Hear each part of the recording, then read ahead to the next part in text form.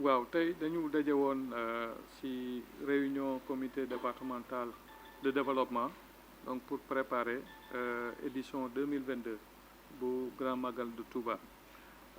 Ku wax nag Grand Magal de Touba mooy événement religieux bi nga xamee ne que moo gën a rëy fii ci Sénégal mais également mën nañu wax ne sax ci sous-région donc mu nekk la nga xamee ne que dafay laal tous les secteurs et que chaque secteur war na jël des dispositions donc pour contribuer mais dispositions yooyu nag mën nañu ko jël ku nekk toog sa koñ rek jël say dispositions il faut normalement une certaine harmonisation une certaine coordination et le comité d'organisation moom mu ngi ci béy waaram bu baax par rapport ak li nga xamee ne que moom lay kii tey nag dañu defoon une rencontre avec les services techniques les forces de défense et de sécurité mais également yeneen services yi nga xamee ne que privé sax nañu nekk pour fu nekk secteur bu nekk par rapport ak li mu laaj ñu xool engagement li nga xamee ne que moom la comité d'organisation bi soxla mais également engagement yi nga xamee ne que moom la service yi jël léegi am nañ ay discussions yu bari la nga xamee ne que def nañ ko te am nañ yaakaar ne su nekkee ne tërale nañ ko ni dinañ mën a am résultat yi nga xamee ne que moom lañ doon seet et damay wax ne que liggéey bi tey mën naa wax ne que comité départemental développement la am na beneen réunion ba nga xamee ne que war nañ ko def semaine bi di ñëw muy le 20 pour mën a au niveau régional aussi ñu def liggéey bu ni mel et avant dem niveau national loolu rek day wax ne que day am ay paliers yu bari ya nga xamee ne que foofu nañuy saytoo fu nekk par rapport à engagement yooyu mais aussi dina am ay rencontres ya nga xamee ne que pour le suivi la nga xamee ne que sous-préfet dina ko def des réunions sectorielles pour def suivi yi nga xamee ne que moom la ñu defoon comme engagement moom nañuy def également pour mën a xam fan nañ toll mais également su nekkee ne am na ay jubbanti ya nga xam ne war nañ ko def ñu def ko à temps en rapport toujours avec le comité d'organisation comme sëñ bi nu mu doon ko rappelé comité d'organisation bi mën naa wax ne mooy organiser ñun dañuy accompagner li nga xamee ne que moom nañuy def comme kii mais daal il y a des engagements des services et toutes les dispositions seront prises pour que engagement yooyu ñu mën ko respecter ñu mën ko doxalee ni mu gënee incha allah.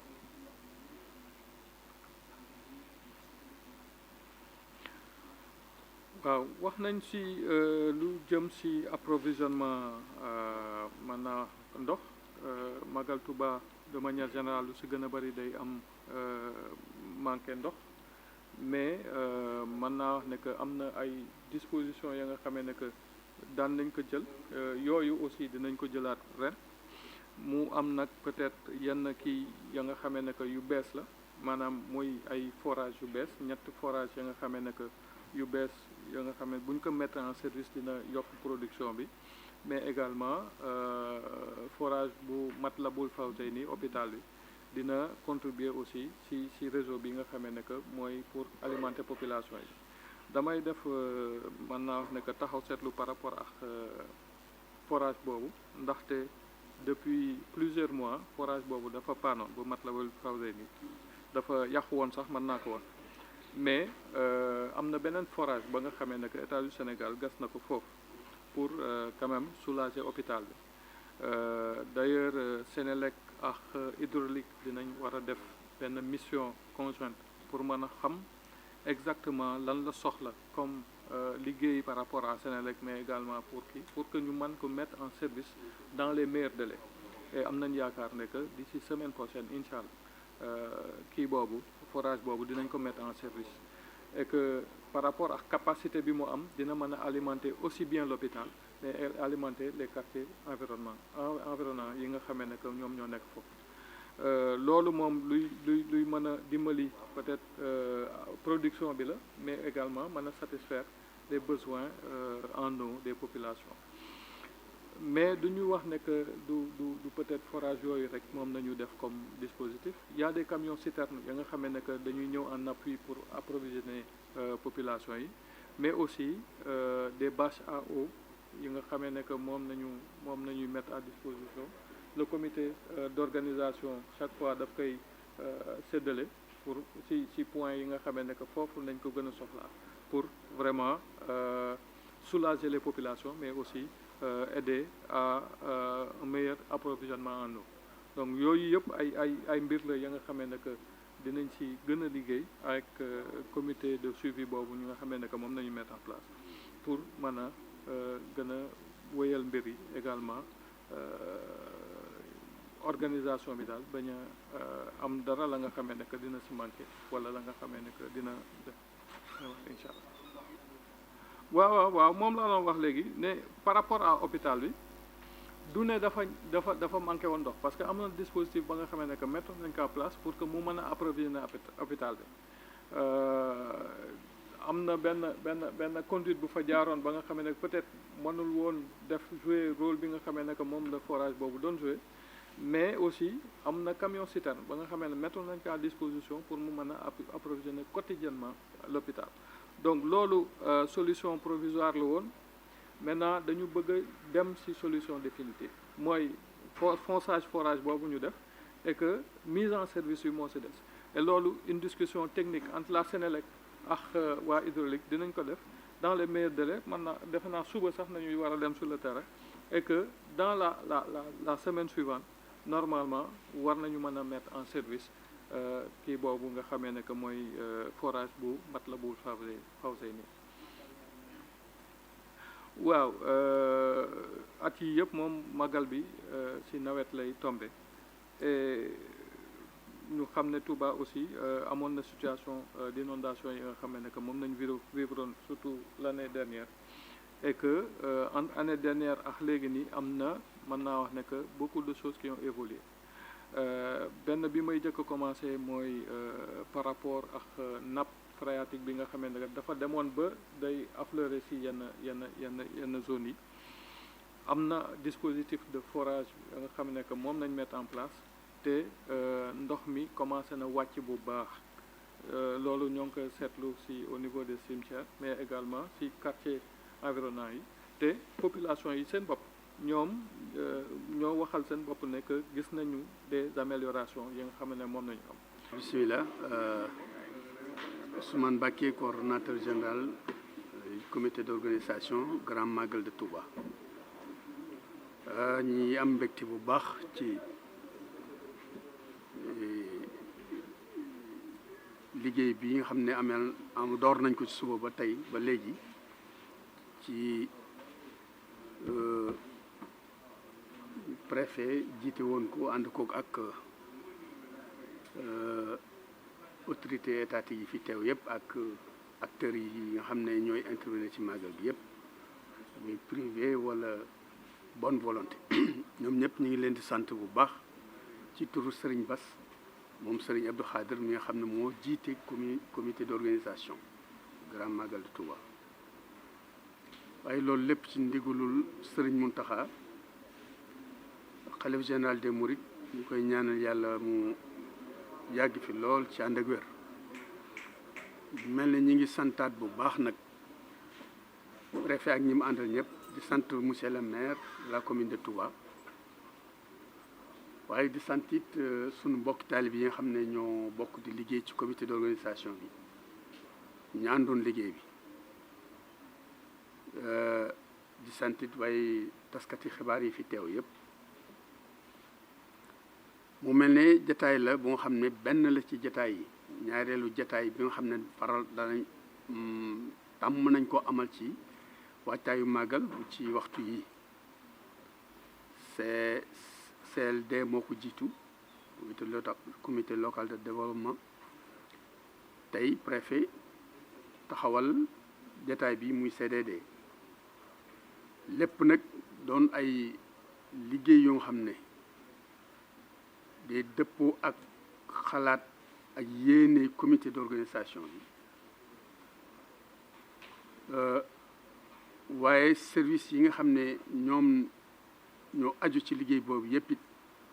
ñu présenté leen suñuy xalaat ak suñuy bëgg-bëgg ñu wax nu seeni taxawaay ci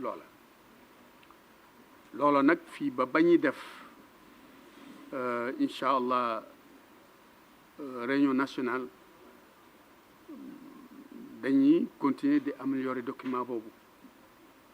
ndax document de base la boo xam ne mi ngi tàmbale CLD poñ bu nga xam ne fàtte woon nañ ko ñu indiwaat ko xalaat yu bees it yu ñu am ci man ko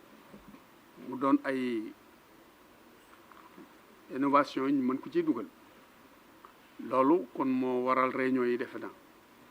ñu ci sant nag taxawaayu autorité yi bu baax sous préfet ak préfet ndax processus bi ñoo koy ànd ba keroo màggal gi di jeex amul it lenn loo xam ne benn réeroo boo xam ne mas na ci am mu mel nag ne du ñàkk ay jafe-jafe moom bis bi moo ko laaj ndax moo toll noonu waaw mu làmboo ay manquement ak ay jafe-jafe ci yenn barab yi yenn secteurs yi waaye lu mu ci mën a doon yéene ji mooy lépp tegu ci yoon ni ñu ko xalaat it mu doon xalaat boo xam ñëpp ci ànd mën koo doxale noonu ba keroog muy egg loolu mooy yéene ji waaye nag bàyyi nañ xel ci ne difficulté bu amit am na nuñ ko war a mën a surmonter waaye difficulté yi ci ëpp moom ndox la ak li ci aju yëpp bu ñu waxee ndox nag des fois courant mën na cee aju wala manque de matériel accessoire yoo xam ne lu mel ne ay groupe électrogène wala yu ni demee wala forage bu panne wala réseau bu am problème yooyu yëpp ay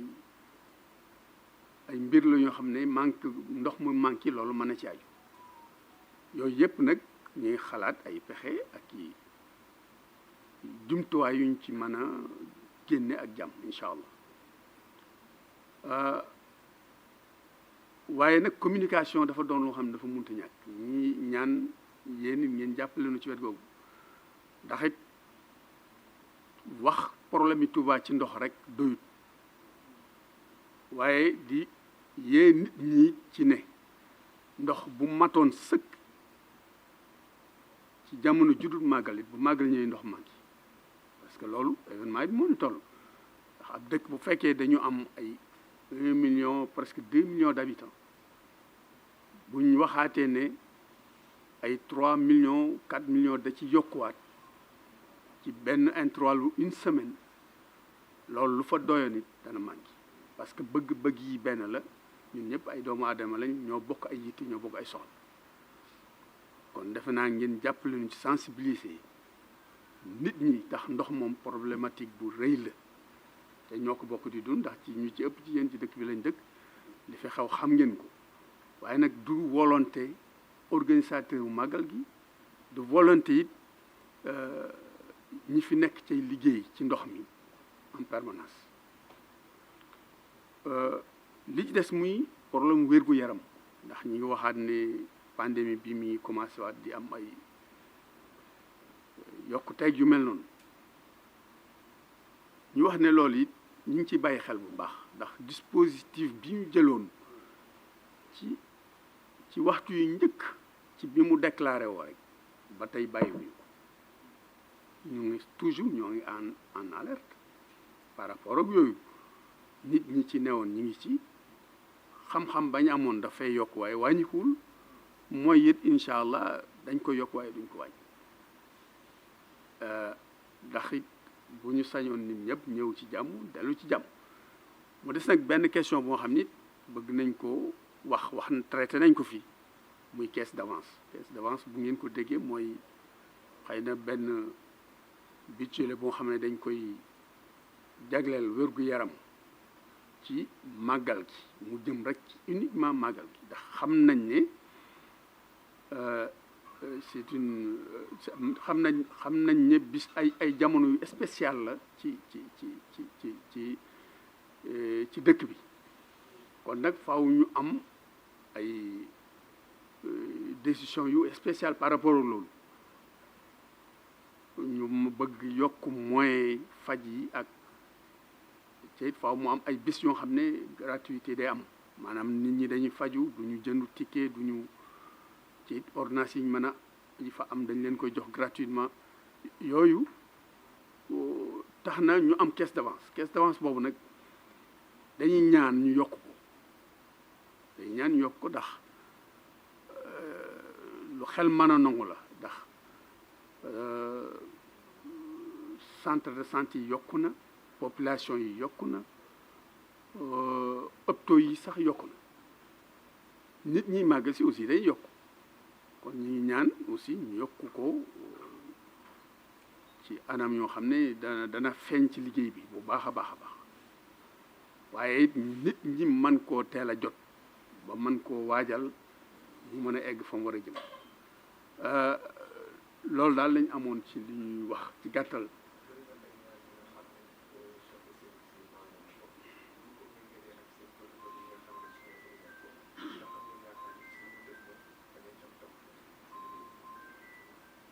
waaw xam naa taw feex ju mat sëkk nag dana jafe waaye jàpp nañ ne bu ñu respecté ca maanaam jox ko gëdd gi mu war a am respecté date yi respecté aussi promesse yëpp defe naa ñu bari dañ yëg ne am na ak yokkute waaw loolu nag xam naa du yomb du yomb waaye nag ñu ngi koy séntu loolu daal mooy sunu objectif voilà jërëjëf.